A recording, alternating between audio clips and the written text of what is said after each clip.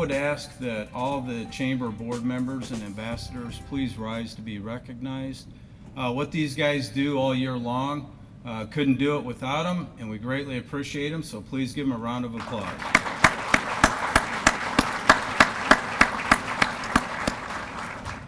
Welcome to the 2023 State of the City Address.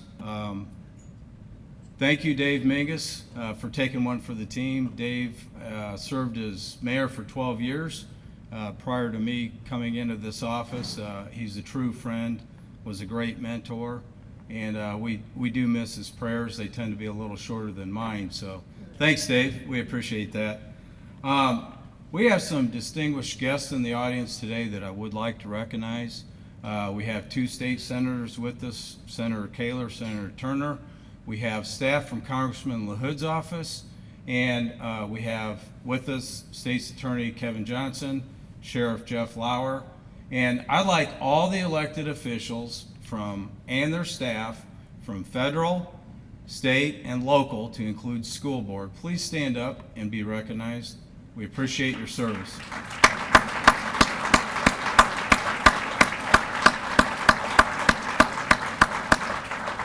Thank you very much. So, if I can get this thing to work here.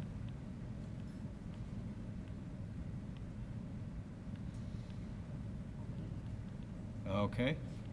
Well, I knew this was going to happen.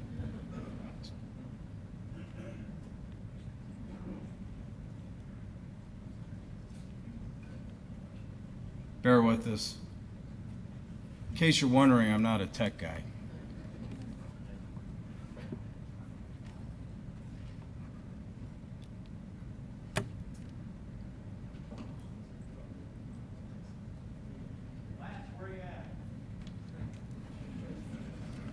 He's waving as he sits. He's like, oh, I'm good. I'm right here, Rick. Okay, she can click it. So it's hard to believe, but this is actually the fourth State of the City address that I've had the privilege of giving. And I'd like to recognize the East Peoria City Council, because there are 5 elected officials on the City Council, 4 commissioners and myself. And here we are wrapping up our first term, and what a term it's been.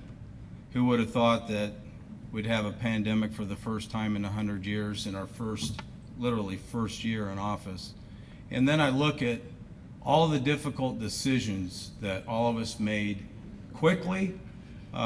We had a quick response. We looked at things from a common sense approach. I know there were some that didn't agree with some of the decisions we made in 2020, but I look at the position the city's in today and what we're going to talk about.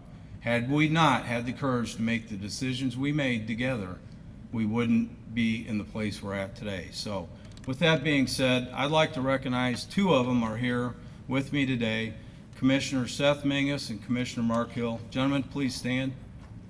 Let's give these guys a round of applause. Thank you. Oh, looks like we got it working again. Staff recognition. We have about 20 staff members with us today. And as everyone knows, with municipal government, without great staff offering the excellent services that they provide each and every day, it is 24/7. And without their help and their guidance and their professionalism, we couldn't be here today. So staff, would you please stand to be recognized? Let's give these guys a round of applause.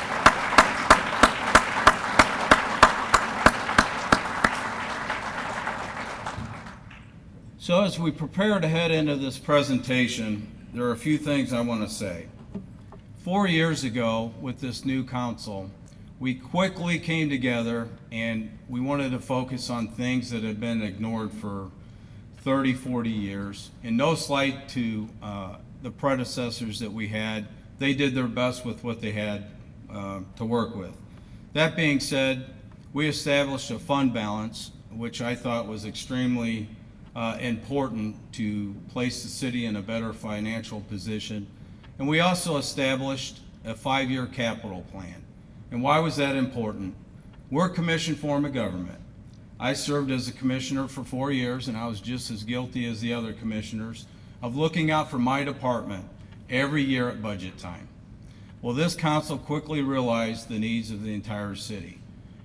And the only way to work together and get things done was to roll up your sleeves and recognize the fact that we have to set aside any differences that we had. We had to set aside the fact that we're a commission form of government and look as a unified team and focus on the needs of the entire city. And that's what we've done for the last 4 years. And you'll see, especially this year, things have come into fruition. So this is the beginning. We will approve our budget here within the next month or so. That'll go before City Council. The way we do things here in East Peoria, we separate the operating budget from the capital budget. And we hold a working session on the operating side of things, get those nailed down, because typically they run flat. There may be some increases based on the conditions that we're dealing with. Then we bring back to council, we do another working session on the capital needs of the city. And then once we nail down that budget, we put it all together and we bring the entire thing. This year's budget will be just under $70 million. And I'm pleased to announce, even though the slide's gonna look a little different the next one, and I'll explain why, it's a balanced budget. And the city of East Peoria has had a balanced budget for well over 20 years, which says a lot about how we do business here in East Peoria. So on the revenue side, you'll see that we have it broken out here on this chart.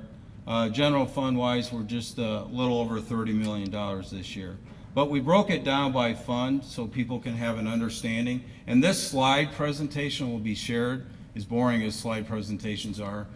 It'll be made available later today, and we'd be happy to provide it to anybody so you can see the breakdown. So on the revenue side, we're just under 70 million. On the expense side, and I'm going to go into the capital improvements here, you'll see that's a little higher than the revenue side. Why is that? Well, we received about 3.6 million all in on ARPA funds, and then we also had what's called RBI funds, Rebuild Illinois funds. So is what we've elected to do here in the city of East Peoria is use those towards capital improvements, capital projects. And we're going to explain those here shortly. As you see, most of our expenses this year are tied into capital improvements, and those are going to be on the public works side, and I'll be super excited to announce what we're going to do with those funds. So here's our capital plan. As I said, this is a 5-year plan. This one is specific to this year. Super excited to announce that literally this is about 3 times more than what we spent last year on capital improvements. We're looking at just over $15.1 million this year. And I'm going to break some of this down for you. So the largest portion of what we're going to accomplish this year is $6.1 million in street improvements. That's a big number for us. Typically, East Peoria, and we have a lot of streets.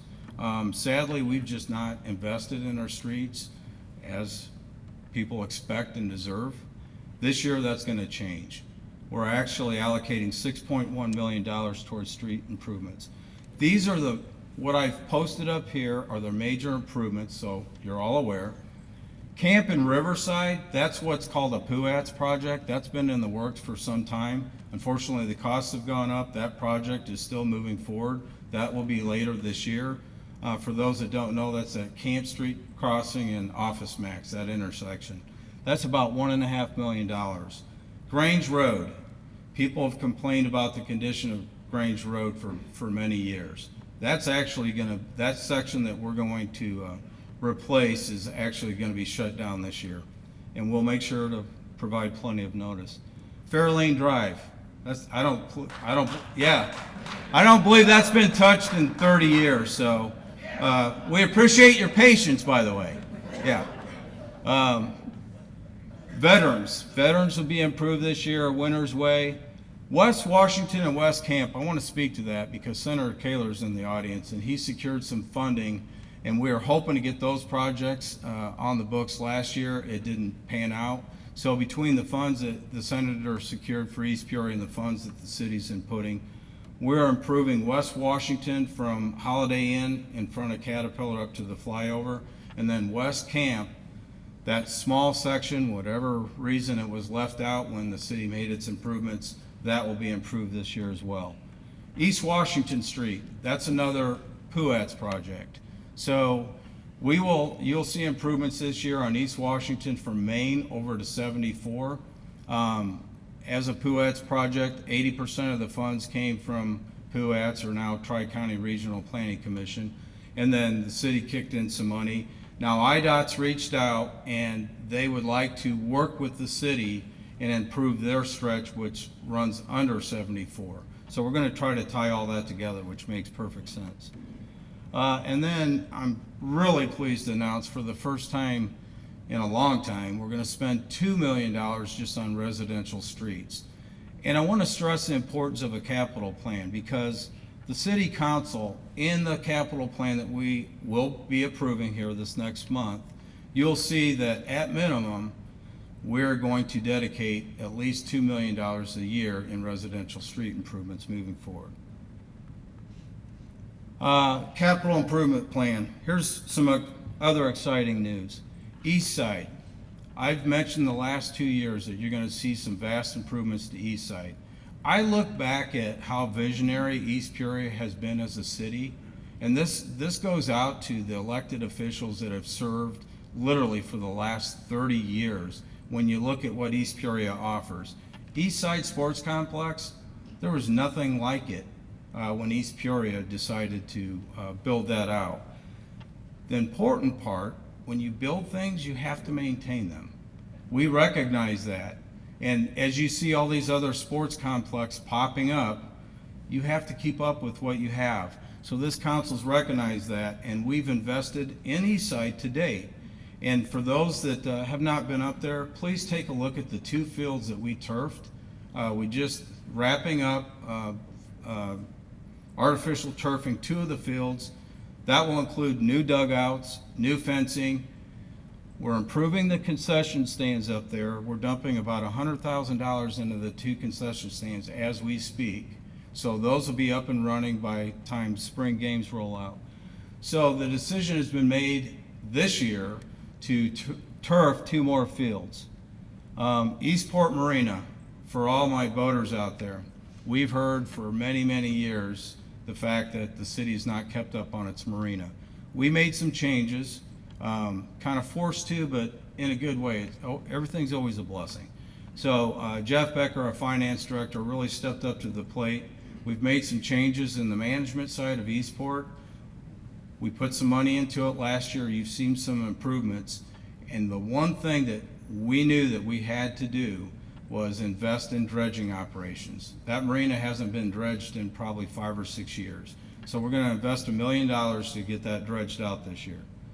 Comprehensive plan. The city hasn't updated its comprehensive plan in many, many years. So that's another collaboration with Tri-County Regional Planning Commission and the importance it plays in working together as a region to get things done. Water and sewer main replacement. We're going to invest another $1 million. We've done a lot of work this year. I know that stuff is not sexy to some, but when you have infrastructure that's 100 years old, you're on borrowed time. And it's time to start fixing things. SCADA upgrade in our wastewater treatment plants. We have, you'll see, patrol officers always need patrol vehicles. We have 3 more squads that we're preparing to buy this year. We have another new ambulance. We have a garbage truck, plow truck, and maintenance vehicles. And when I get to the fire and police departments, I'll talk about the equipment that we just recently purchased. The big news, and we kind of broke this last year in collaboration with ICC, 30-some years, Bruce, in the making. ICC offered land on their campus, their East Peoria campus, to place a fire station. So we actually broke ground. That's under construction right now.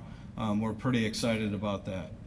And then down on the riverfront, that riverfront park we have, you'll notice the railings and the concrete. It's lacked maintenance for years. So we're going to tackle that this year. That was in the capital plan last year. We just didn't get to it. But you'll see some improvements down on the riverfront. Software upgrade. This is huge. I said I'm not a tech guy. I'm not a tech guy, but I got to tell you, when I came into office, I thought I was staring at a dinosaur. I mean, I'm not kidding you. Our software was from 1991. That's the last time the city upgraded its software. When you talk about efficiencies and costs, I mean, the cost of fixing mistakes and doing work manually. And one of the things that we did as a council was take a look at that software and realize that we needed to fund that improvement. That's about $1 million undertaking. We move forward with it, and I want to give accolades to Jeff Becker because he's our project manager. He did not volunteer for it. But for those of you that have gone through a software up, it is painstaking, and there's a lot of work that goes behind it. And this is actually going to be a 2-year project, so we're just on the front end of that, and I've explained to staff, it is painful. I've gone through it on the private sector a couple of times. It's not fun, but trust me, when you get to the end, you'll ask yourself why we didn't do this 10 years ago. So we're excited about that. These are things that are work in progress. Our city clerk, Morgan, is here today, and one of the things that we're finally undertaking is what we call the city code review and recodification. So she gave me the dates. The last time the city actually formally did this was 1975 with the republication in 1994. So when you look at city ordinances online, some of them are not applicable, some of them don't meet state law. Now I will tell you, we've always been good about bringing before council any changes that are necessary, but then all of a sudden you pull up a code and there's 15, this precedes that, and it's just, anyway, it's a lengthy process that includes every department, and we're getting to the tail end of that, but it's a full legal review. It brings the city up to speed.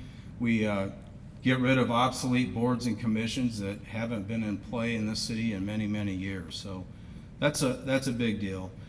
Phone system upgrade. That's about a little over $100,000 project, and that's also necessary. We're in the process of doing that now. That hasn't been done in a number of years, but it's tied in the technology and the upgrades that we're seeking to do there. Improve cybersecurity measures. Municipalities are very vulnerable for those that serve in those capacities. So we always have to make sure that we're on the front end of protecting the city's confidential information, citizens' information, staff information. So we've improved a lot of cybersecurity measures. I put up here, this is what we've accomplished this fiscal year so far: water and sewer main replacement, just under 5,000 feet. As I said, there's about $1 million more to come this year. And then sewer main lining, which is a big deal. It's a cost savings, and it gives us another 15, 20, sometimes 30 years out of what we currently have in the ground. And I'm pleased to announce finally, after 4 years, the wastewater treatment plant upgrade. I got to tell you, it was $66 million. It was a tough pill to swallow for the new council. That literally was their first meeting, was to approve this upgrade, knowing you had to take out an EPA loan for $66 million. Not a popular thing, a necessary thing. The EPA had been telling the city for, as they are all cities, that they need to get up to the current standards. I look at that decision then, and I cannot imagine what that cost would be had we do that today. That's $66 million, and I'm pleased to say that wraps up in July of this year. Knock on wood, it's going to come in under budget and on time. East side improvements. I had mentioned the dugouts on fields 1 and 7. We're preparing, that's actually on the agenda for next week. We're going to get that taken care of. Concessions project. Both concession stands out at the ball fields are being completely renovated. What's that? Liquor license. What is that? After all these years, the city of East Peoria actually issued itself a liquor license. So you will see, not during the student, the athletic, the ESA and IHSA events, but East Side Center is a busy complex from literally about right now, mid-January we have volleyball tournaments, and then that runs all the way through November. But one of the things that we've missed at East Side is the ability to serve adults alcoholic beverages. So we're in the process now working with our distributors to make decisions on what to bring in. And then, as I said, you'll see artificial turf softball fields 3 and 4, which is huge. By the way, once people find out we turfed 2 of the fields, that schedule is already full, and now, of course, everybody else is trying to chime in. So we're going to have a very full this year and for years to come. That is actually a drone shot. That's a real picture of what one of the fields looks like. We've done 2 of them. And I can't stress enough how cool looking they are. And it's very exciting because it'll allow us to hold these tournaments and not have to shuffle things around based upon weather conditions. We also renovated on the inside of Eastside Complex, the gym floor. On the left is the process, on the right is the completed product. That was a little over $100,000. I had stated in my State of the City address last year our plans to invest in Eastside and expand the current building. There are still plans to do that. That is still in the 5-year capital plan. Is what you're going to see us do is we're going to do it piece by piece. But I go back to what I said earlier. It doesn't do you a lot of good to build new if you're not maintaining old. So we're reinvesting in the facilities that we have now, and then we continue our expansion within the next 3 to 5 years. The East Peoria Fire Department is a very, very busy department. The firefighters opted to number the station at ICC will be station number 2. And for those history buffs out there, we used to have a station 2 down in the Richland neighborhood that closed, I couldn't tell you how many years ago. I believe it was a 1-engine station back in the day. Anyway, they've opted to name that station number 2, and that's already under construction, so we're excited about that. In the backdrop, I didn't do it justice. The chief had sent me a picture of our new engine. This was a brand new engine, which is engine 1 down at Central House. We just received delivery of that within the last couple of months, but that's in operation. For years, the chiefs had begged for a new ladder truck. A new ladder truck's about $1.5 million. Thinking outside the box, the chief was able to find a used ladder truck, gently used, I will say. We got a really, really good deal on that this past year. But that is now in service, and that's at Station 4, which is out on Pinecrest. We are fully staffed in the fire department. I'm going to put a plug in here, employment plug. I know I'm dealing with a lot of business people that have open positions as well, but I'm pleased to announce that on the fire side of things, we are currently going to be fully staffed. However, any pending retirements, we're going to be back in the hole again. So anyone interested in a career in the fire service, keep East Peoria in mind because we have good pay and benefits, and it's a great career. I appreciate these guys. We provide ALS paramedic service. We do both fire and EMS in East Peoria. We have for a number of years. Citizens really greatly appreciate what we offer here in East Peoria. Last year, that number was 4,000 calls for service, a little over 4,000. In 2022, it was 5,300. And we anticipate that number is probably going to be the norm. So very busy department. We appreciate our firefighters very much. Police side of things. We invested, I know Deputy Chief Horn's with us today. He's been very passionate on a recruiting effort. You know, law enforcement, the state's not been the kindest law enforcement within the last number of years. Senator Kaler, I have a disclosure. With that being said, he has provided our police department with $500,000, which we'll loop you in on where some of that money is being invested, but we do appreciate that. So I want to, I don't want to dump on the state here, but we're in some difficult times. We have been for a number of years, and it's challenging. And one of the things that we have a different mindset in East Peoria. And I think our officers can attest to this. This community has always been very, very, very supportive of law enforcement. When the city did a survey a number of years ago under Mayor Mingus, the number one thing is public safety and the fact that people feel safe in the East Peoria community. There's something to be said about that. And these are the people that keep us safe. Between public works, police, and fire. Public safety is exactly that. And we have been a very staunch supporter of the men and women in law enforcement. That will never waver, no matter what, whether it's a popular or unpopular belief. We're strong advocates. Well, Deputy Chief Horn took it upon himself to start this huge recruiting effort. On the left side, and the deadline has just passed, I'm not sure how many applicants, if any, that we received. But these are the kind of marketing materials that we've kind of shifted to, because let's face it, everybody's fighting for the same pool of candidates. There's not people jumping into this profession. It's sad. That was never the case. Used to have between 30 and 100 people on a waiting list, both in police and fire. You don't see that today. So we have some work to do there to change that. But in East Peoria, a patrol officer after 4 years, that's their base pay, $87,475, a patrol officer in year 4. This city offers a very, very good wages and benefits to include post-retirement. So on the right-hand side, these are some things, just to give you an idea of things that we've invested in with the police department.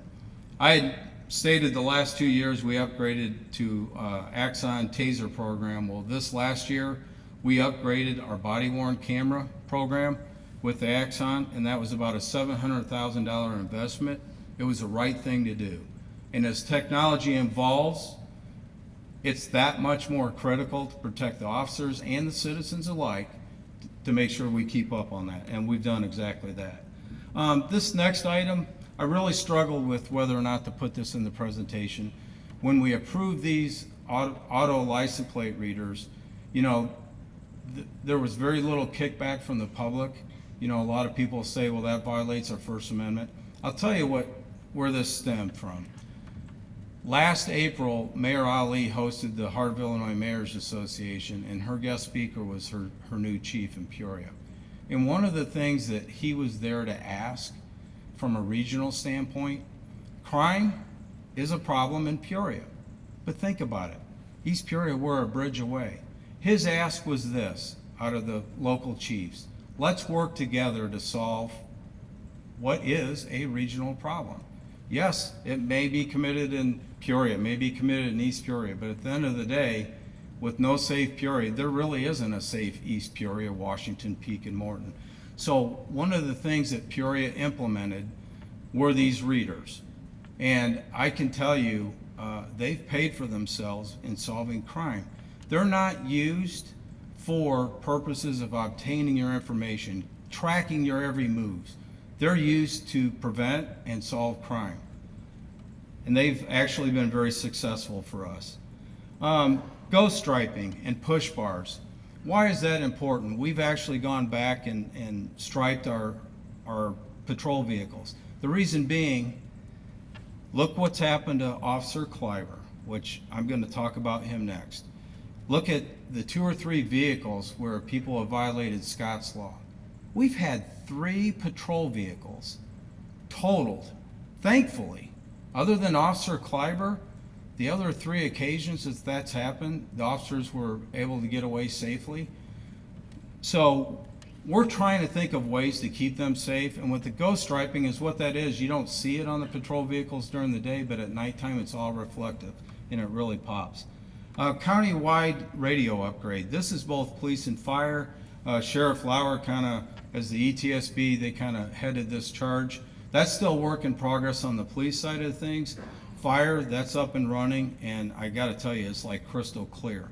But that's been a public safety concern for a number of years in Tazewell County. So that was a big undertaking. Thermal drone. We bought our police department a thermal drone, and I got to tell you, that technology is absolutely awesome, and it's been used to track people down. So that's good. Calls for service this past year, 19,806. East Peoria Police Department, because of our location, the volume of people that we have coming in and out of town on a daily basis is a high volume. So they're a very busy department. Officer Kleiber, I want to give him a shout out. This young man is absolutely incredible. December 30th of 2021, he wasn't on duty for 5 minutes, and he was called. The state police had a single car accident up on 74. We had one of our officers up there that had concerns with how fast the cars were zipping by that accident scene. So he simply went up to position himself further up 74 as traffic was coming down, and sadly his vehicle was struck within a matter of minutes of getting on that scene. Now I will tell you, that night down in the squad room, the reports coming back to us, he was likely never to walk again. And that's what his family was told. And I got to tell you something, this guy is absolutely amazing. I have goosebumps talking about it. He worked his ass off for a year. And I'm super proud to say that top picture, that's what it looked like, his squad.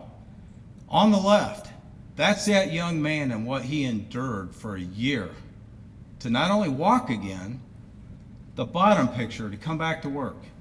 He reported back to work at the end of December this year. Absolutely amazing.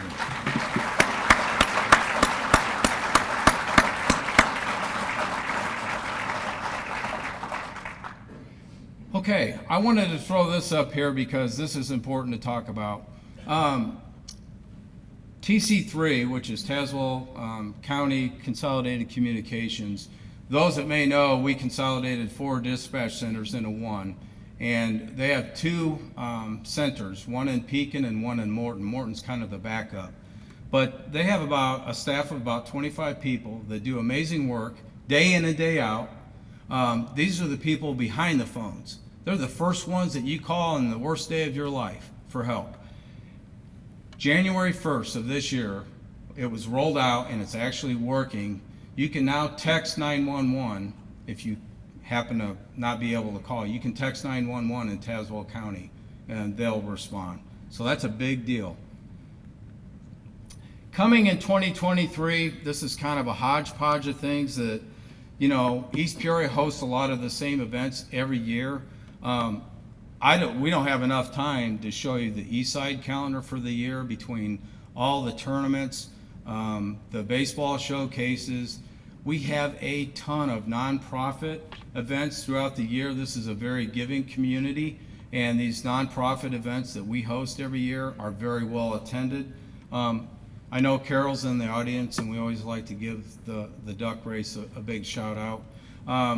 Yeah, every year it's been a record year, and I know we're going to have to figure out a way to get a bigger truck this year because I'm being told they're adding 5,000 ducks, but they're going to mix that up this year. I think August 26th is the date this year, and it'll be in the afternoon versus the evening, but there's more to come on that. Cars and Coffee, I put that up there this year. That is such a huge, well-attended event.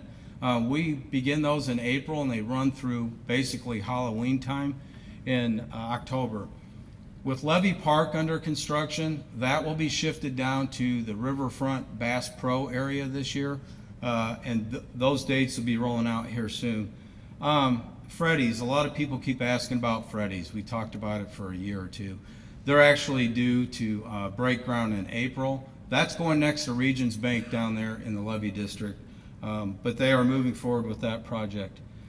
Paradise, I appreciate the Paradise. We put a little shout out because this is a big deal. They're preparing to open their new steakhouse, William B's. And I got to tell you, I don't know the exact date. 16th is when it'll be open, but the place is unbelievable. So you're going to have to check it out. So I had to give them a shout out because they're always such a great host, and staff does an amazing job here. So we're excited about that. Farmers Market will kick off again this year. I'm not sure when that starts in May. We haven't refined the dates because we're waiting on the commissioner to decide what date. So more to come on that. Red, White, and Boom, of course, 4th of July. We'll be down on the riverfront. That's a joint venture that's always been sponsored by Unity Point Health. I kind of got ahead of the game because it'll be Carl come April 1st, but it's all good between Peoria and East Peoria. Mike Wild, I believe, is in the audience. He does all the work behind the scenes to make that happen. I put up here Heart of Illinois Mayors Association, and why did I do that? Because that is one of the collaborative regional efforts. It's such a great group of about 22 to 25 village presidents and mayors. Mayor Ali and I, we've made a point to attend all the meetings together. And I think it's really important because we bring in guest speakers, and then at the end you talk about a round table where you can share your ideas, your challenges. And looking at it from a regional standpoint, that's extremely important that we continue to work together. It doesn't do us any good to say that body of water should be a border. No. Without a strong Peoria, we don't have a strong East Peoria, strong Washington, strong Morton. It's extremely important to work together. And I want to give them a shout out because these folks recognize that. And it's just a great group. Actually, Congressman LaHood's our next guest speaker on February 15th, so we're pretty excited.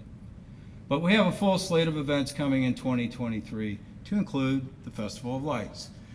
This past year, the numbers dipped compared to the previous 2 years, which were record years for us. During the pandemic, East Peoria was one of the few places that remained open. So I will say, in full disclosure, that did help the attendance. But nonetheless, it's a very successful event. Some exciting news. Corey is the new director up there. Doug has left us for a new position, and we wish him well. He's always done a great job for us. Corey stepped up into that role, and one of the things that we heard this year was, hey, are you guys thinking about doing things differently? We've upgraded a lot of the floats, and we've gone to LED. The floats, the Enterprise came back for the first time in a number of years, but we're looking to mix things up a little bit, and we've got some really exciting ideas that hopefully we'll announce those soon. And it has to do with Winter Wonderland, so we're excited about that. I've talked about this until I'm blue in the face. Blue Town was East Peoria's name at one time. I know I said they were breaking ground 2 years ago. Then last year I said last year. I'm not even going to say they're going to break ground. How about that? But anyway, these are the latest renderings. This is that $55 million project going just west of City Hall. It's a go. The IEPA, our friends at the IEPA, didn't really help us out. We had to go back through the NFR process because it had been 10 years since the city developed down there. And nothing's changed. Now we know that. But anyway, the project will move forward. We're super excited about that. But these are the latest renderings. That shot there, that is the roundabout corner. That's what it's going to look like on the roundabout. It's 4 stories. It includes about 10,000 square foot of commercial space. And it'll have 226, I call them luxury, but they're market rate, top end apartments. And that complex will have a lot of 5-star amenities. This is the, on West Washington, this will be the corner next to City Hall, which will include the commercial space. And then this is the center of that complex. It's going to have a swimming pool for its residents, and then it'll also have a parking deck. So we're getting there, folks, trust me. I'm not going to give you a date. I would tell you it's going to scrape ground in April, but that's probably not reality. So, but nonetheless, we'll see some dirt move this year. This is an exciting project that we've somewhat mentioned down on the riverfront. So we have a development agreement in place with Tacona, and this has been in the works for about 2 or 3 years as well. But this is Riverview Lofts. This will actually go down on the riverfront right next to the Granite City property. So we're super excited about that. That's about another 142 apartments. So they're due to scrape ground this year as well. One project that I had to remove the slide out of respect for the developers, we have mentioned it on the council floor. We have entered a development agreement with a developer that has a completely out of the box, nothing like it around here, family entertainment is what they asked us to call it for now, development coming down next to Bass Pro. If you were to go to Bass Pro or Holiday Inn Express down there, you would see a lot of water main down there. The city's installing the water main that's going to support this new development. He's telling me I can tell you in May. Okay. Sorry for the teaser, but it's super exciting. It's going to, East Peoria location will be the first of many. I suspect that will be a nationwide thing, but it's a indoor-outdoor family entertainment. And I wish I accidentally left a slide in there, but I didn't.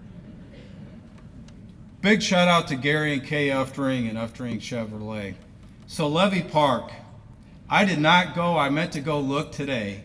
If you have not bought your raffle ticket, Gary and Kay and Uftring donated this car to the East Peoria Community Foundation to raffle off to raise additional funds for that next phase of Levy Park. Can't say enough what gratitude we have. That is huge. This car, these are limited. You can't buy this car. Tickets are $100. No, I can't buy a ticket because I'm on that board, as much as I really wanted to. But when I looked the other day, I think there were down to 700 tickets left. So if you haven't bought a ticket, it's winyourcorvette.com. Go check it out. I always like to include the other stakeholders of a community because they play a very important role, and they always attend these events. I reach out and ask for some highlights, and I don't mean to read the slide, but this is their expertise and wheelhouse and not mine. But some things with the East Peoria Community High School, District 309, they have 37 courses in career and technical education. As you can see, 8 dual credit courses, which includes 152 students, 3 advanced placement courses, 64 students. Co-op has 70 students, plays a very important role. Work-based learning, and they have it spelled out in what those fields are with the number of students. And then apprenticeships, which is huge. They have 13 students in apprenticeships right now, and Marjorie shared with me which businesses those are currently in. And there's more to come, which is huge. I know we have 2 of our kids at East Peoria Community High School, and I can't say enough about our schools. I mean, we have to do a better job of telling our story and telling how great our schools are here. And we have to make that commitment to do it together. You know, schools get a bad rap, and kind of the way schools are assessed, we talked about this in government affairs meeting yesterday with our schools, and it's frustrating for them that your school is rated on a test score that's based on an assessment from the state level, when in reality, that doesn't mean this is what's going on in your local school district. And I don't think it's fair to our schools. So we always try to do our best to talk about how great our schools are. And I apologize, I thought I'd get a little cool with my background, only to realize now that it's all in white and it's hard to read. But with District 86, they've made a big emphasis on safety and security. I go back into the supporting of law enforcement. We have an SRO program in both of our school districts, and it's proven to be very successful. These officers, you know, people are like, why do you have to have an officer in there? You don't understand the relationships that these officers build with the students. And if you can capture a student that has no home life, that has a bad home life, and just have a simple conversation and build that trust and relationship, imagine the impact that has in your community. And we appreciate the schools. Both districts have the SRO program. We've just renewed both of them recently. They've returned to all the events post-COVID to re-engage the families, which is huge. When you talk to parents, that is huge. So we do the Meet the Teacher nights. We have open houses. They have fun days. The Trunk or Treat, which is a participation from local businesses in collaboration with the schools. And then they're back to having a spelling bee. So we put this year's winner. Congratulations, Josephine. We wanted to make sure she got a shout out here. This is big. It goes back into that assessment piece. Median growth on local math assessment. I said local because that is critical. But when you look at that, it grew by 7% compared to this time last year. That's huge. I know it doesn't mean a lot to people, but it goes to show you how hard our teachers and their faculty work to educate our kids. And it's just I'll lay off the state, but it's frustrating because I know how good the schools are, and I'll keep telling you that. ICC, we are blessed to have ICC here. Back when they approved that in 1966, and I think the campus opened, I think I have it on here, in 1967. we do not recognize and realize how many valuable assets we have as a region here. And it's huge, and we always like to give a shout out to ICC, and I'll give a shout out to Midwest Technical Institute next.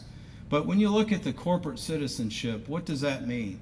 You look at how many students, staff, faculty, and untold amount of social and economic activity that's brought to East Peoria since 1967.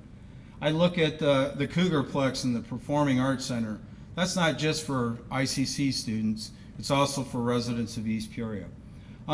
In the spirit of growing together, the fire station. Without ICC donating the land, that would never be a reality today. I put on there how many programs that they offer because I thought it was important to add that. 55 certificates offered. They just received $14.6 million workforce grant, to partner with 40 companies and organizations to train low-income residents and provide local businesses with a pipeline of skilled IT workers. That's huge. There's a big need across the board for many, many businesses, but IT is a growing field, and there's a great demand for that right now. Speaking of IT, Information Technology Apprenticeship Program, they're still seeking applicants for those that may be interested. And then their women's teams this year had an outstanding year, so I wanted to make sure we recognize them. Softball, volleyball, and basketball teams all reached their national, respective nationals this year, so a big shout out to them. And then talking to Dr. Quirk Bailey, it goes into the reality of where we're at with the delays. We talked about the Workforce Sustainability Center. That will actually open in August after some supply chain issues that caused delay. But we talk about the programs that will be offered there, and that's designed to help build credential workforce to the needed 60%. As it stands right now, most of the open positions, we're at about 40%. So all the hard work that they've done the last number of years and will continue to do and shift how they do their business is to meet that 60%. And I think their goal is 2025. So I do believe that's attainable. That center opens this year. Also in East Peoria, we have Midwest Technical Institute. And they attended the State of the City address last year, and I failed to mention them, and I do apologize. I went on a tour up there just to see exactly, I drive by it every day on my way to City Hall, to see exactly what they offered. So Cole was kind enough to give us a tour and walk through the different programs that are offered. So I wanted to make sure that we include them this year because that's another asset we have here to help with skilled workforce. So, it is about changing lives. I put their mission statement up here. I apologize, I kind of blended it. Didn't do a good job on my color schemes this year. But anyway, here's where their job placements are. Here's the programs that they offer here. And he gave me a snapshot in 2022, how many graduates they had and how many that they placed in these respective fields.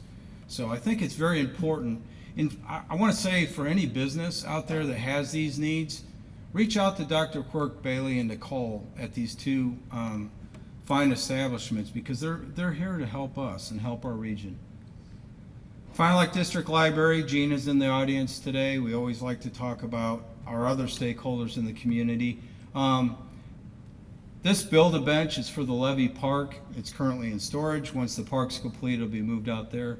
But they wanted to donate a reading bench as part of their offerings to the park. They collected 260 pounds of plastic caps, so environmentally friendly, and it helped build that bench.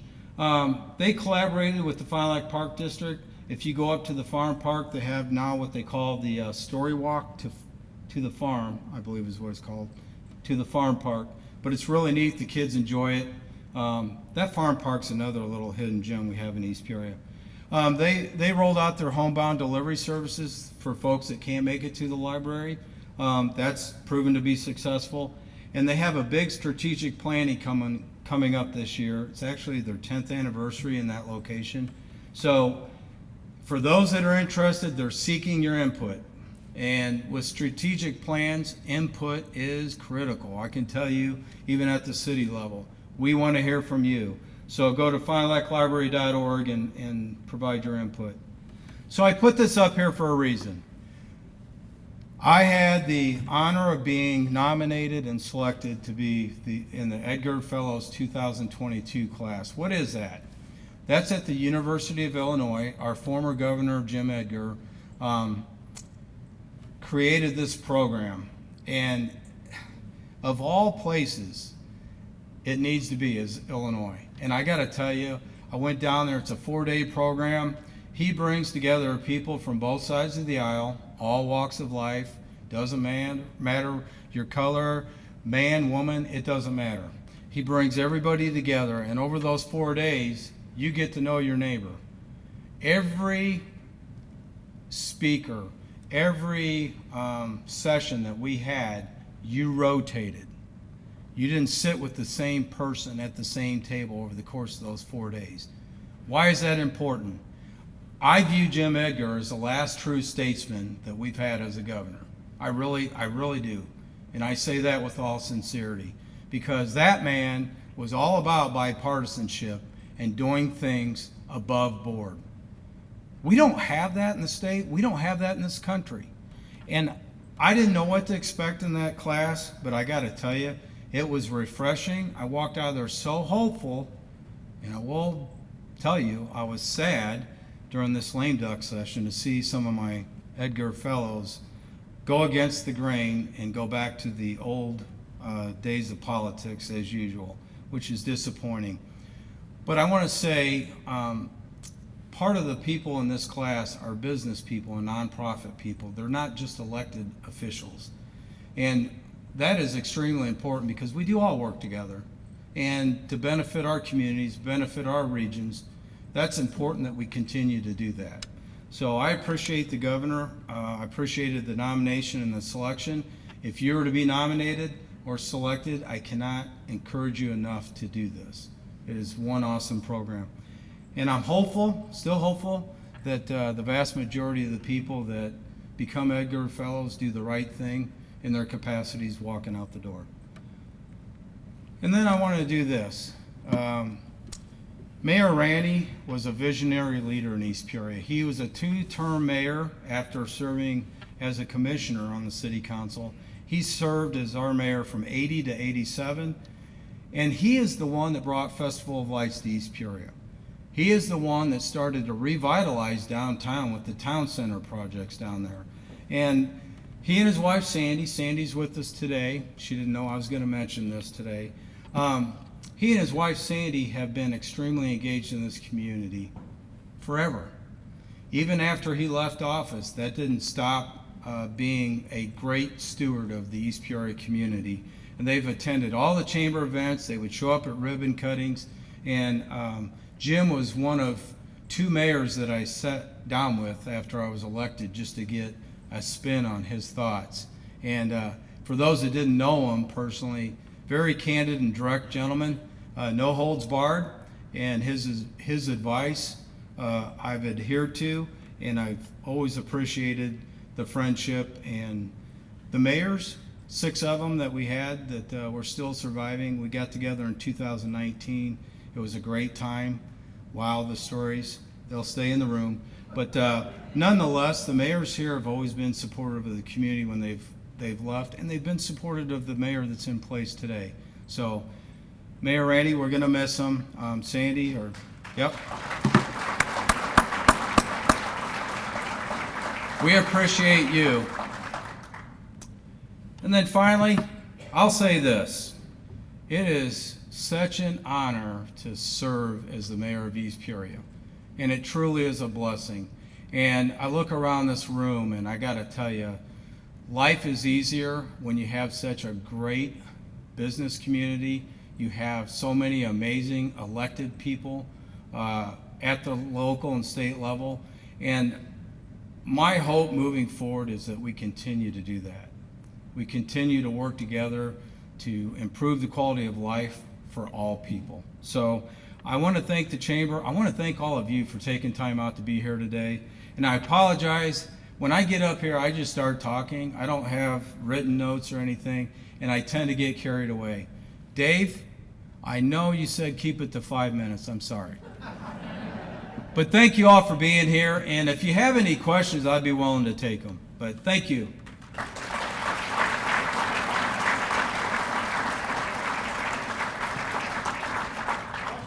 Any takers? Come on, somebody's got to have a question. Okay.